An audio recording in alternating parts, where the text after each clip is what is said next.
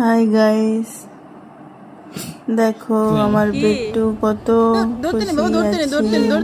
সে মন্দিরে গিয়ে সব সময় দাদুর সাথে মন্দিরের ভিতরে যায়, এরকম খেলাধুলো করে, মানে খুব খুশিতে থাকে। তোমরা দেখতে পাচ্ছ। আর তো দাদু ওকে সব সময় মন্দিরের মধ্যে নিয়ে যায়। আমিও কিছু বলি না, থাক, সারাদিন তো ওদের কাছেই থাকে, আমি তো বাড়িতে থাকি না, ডিউটি চলে যেতে হয় আমাকে। দাদু তাকে নিয়ে আছে, মন্দিরে গেছে, দেখো খুশি।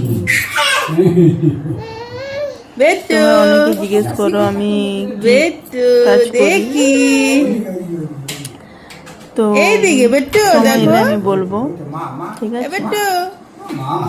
আর আমার বিট্টু সব সময় মানে তার দাদুর কাছেই থাকবে। আর আমি